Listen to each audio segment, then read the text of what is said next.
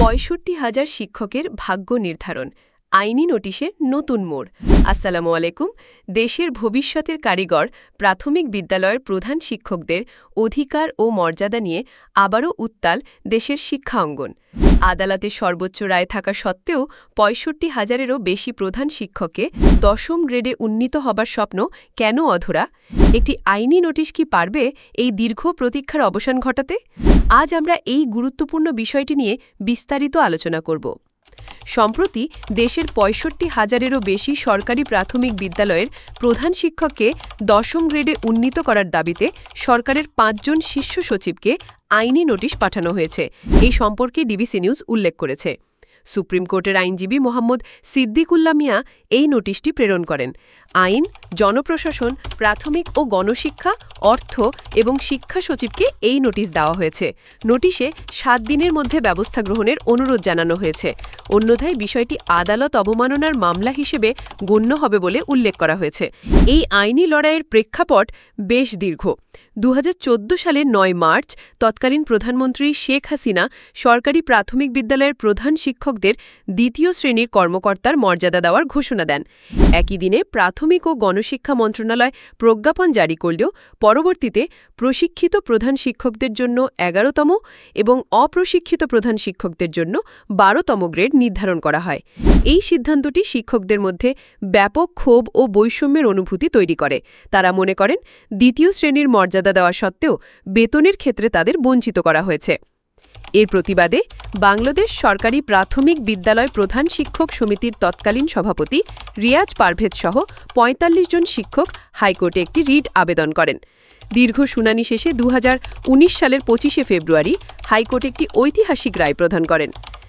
রায়ে সকল প্রধান শিক্ষক অর্থাৎ প্রশিক্ষিত এবং অপ্রশিক্ষিতকে ২০১৪ সালের ৯ মার্চ থেকেই ১০ম গ্রেডে বেতন এবং ২য় শ্রেণীর গেজেটেড কর্মকর্তার মর্যাদা দেওয়ার নির্দেশ দেওয়া হয়।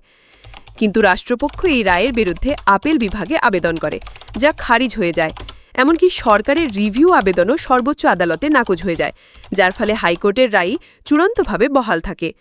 আদালতের চূড়ান্ত রায়ের পর গত ১৯ জুন অর্থ মন্ত্রণালয় একটি আদেশ জারি করে, কিন্তু সেই আদেশে শুধুমাত্র রিট আবেদনকারী ৪৫ জন প্রধান শিক্ষকের বেতন গ্রেড ১১ থেকে ১০-এ উন্নীত করা হয়।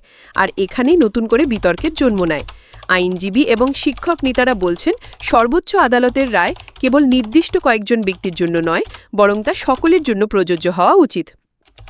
আইনজীবী সিদ্দিকুল্লাহ মিয়া বলেন, বাকি প্রায় ৬৫,০০০ প্রধান শিক্ষককে এই সুবিধা থেকে বঞ্চিত করা হয়েছে। আশা করি এই নোটিশ পাওয়ার পর সরকার ৬৫,০০০ প্রধান শিক্ষককে ১০ম গ্রেড ও ২য় শ্রেণীর মর্যাদা দিতে উদ্যোগ নেবে। এই আইনি নোটিশ এবং দেশব্যাপী আলোচনার প্রেক্ষিতে সরকারের মধ্যেও কিছুটা তৎপরতা লক্ষ্য করা যাচ্ছে। প্রাথমিক শিক্ষা অধিদপ্তর জানিয়েছে যে অবশিষ্ট প্রধান শিক্ষকের ১০ম গ্রেড বাস্তবায়নের বিষয়টি সরকারের সক্রিয় বিবেচনাধীন রয়েছে। অধিদপ্তর ইতিমধ্যেই সকল প্রধান শিক্ষকের বেতন গ্রেড উন্নীত করার একটি প্রস্তাব মন্ত্রণালয়ে পাঠিয়েছে। এই প্রস্তাবনা বাস্তবায়িত হলে সরকারের বছরে অতিরিক্ত প্রায় ৩৪১ কোটি টাকা খরচ হবে।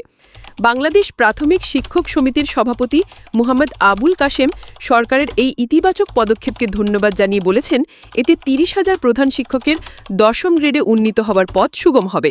শিক্ষাবিদ ও বিশেষজ্ঞরা মনে করছেন, প্রধান শিক্ষকদের এই যৌক্তিক দাবি মেনে নেওয়া হলে তা শুধু তাদের পেশাগত মর্যাদাই বাড়াবে না, বরং দেশের প্রাথমিক শিক্ষার মান উন্নয়নেও একটি ইতিবাচক প্রভাব ফেলবে। ব্র্যাক বিশ্ববিদ্যালয়ের এমেরিটাস অধ্যাপক মঞ্জুর আহমেদের নেতৃত্বাধীন একটি কমিটিও প্রধান শিক্ষকদের বেতন গ্রেড ১০ম করার সুপারিশ করেছিল। ৬৫,০০০ প্রধান শিক্ষকের এই দীর্ঘদিনের সংগ্রাম এখন একটি চূড়ান্ত সন্ধিক্ষণে দাঁড়িয়ে। একটি আইনি নোটিশকে কেন্দ্র করে যে নতুন পরিস্থিতি তৈরি হয়েছে তা দ্রুত একটি সমাধানের দিকে যাবে বলেই সকলের প্রত্যাশা। এই শিক্ষাগুরুদের ন্যায্য অধিকার ও মর্যাদা নিশ্চিত করার মাধ্যমে সরকার দেশের শিক্ষা ব্যবস্থার প্রতি তাদের দায়বদ্ধতার একটি উজ্জ্বল দৃষ্টান্ত স্থাপন করতে পারে। আমরা এই পরিস্থিতির ওপর সার্বক্ষণিক নজর রাখছি এবং সর্বশেষ তথ্য আপনাদের সামনে তুলে ধরব। আপনার মূল্যবান মতামত আমাদের কমেন্ট বক্সে জানান। শিক্ষা বিষয়ক এমন আরও প্রতিবেদনের জন্য আমাদের সাথেই থাকুন। ধন্যবাদ।